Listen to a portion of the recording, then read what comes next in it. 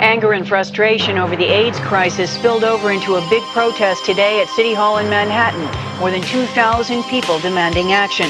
About 200 of them were arrested for blocking traffic and staging sit-ins. The demonstration was organized by ACT UP, the AIDS Coalition to Unleash Power. ACT UP gave you a sense of empowerment.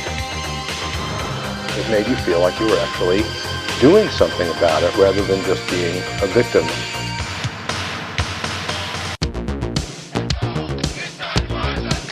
When 150 people are arrested in front of City Hall in New York City, that's a front-page news story.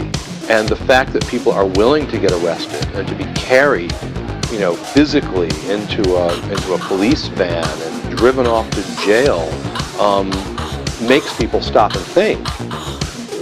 Why are they willing to do that? This is the CBS Evening News. Dan Rather reporting. Good evening.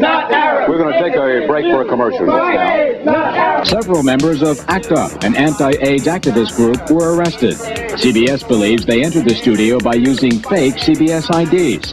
ACT UP has staged many protests for more government funding against the disease, but this was the first time they managed to pull off such a live televised stunt. We're sorry about that. ACT UP began in 1987 as a recognition that collective action was needed to fight government indifference to and media misrepresentation of the AIDS crisis.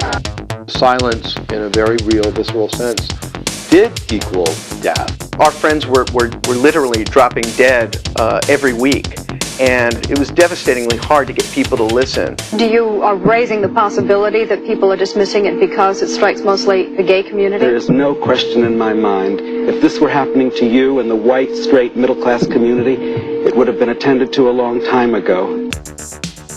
There's a tremendous energy that comes from being in a demonstration and knowing you're right. I think the FDA was one of my favorite demonstrations when we went down to Maryland and basically surrounded the FDA. Another incredible one was Grand Central Station. We released balloons and all this stuff floated into the ceiling.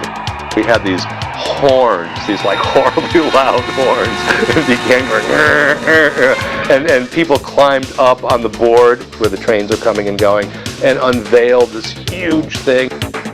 People were afraid of us. We were no longer the limp-wristed, effeminate person. We were men in jeans and boots. I would say that the legacy of ACT UP is that you don't have to be a victim. If you come together and create an organization that's dedicated to direct action, you can have very, very significant success.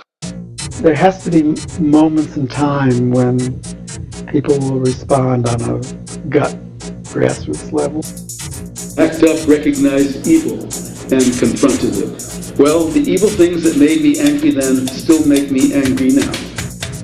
I keep asking around, doesn't anything make you angry?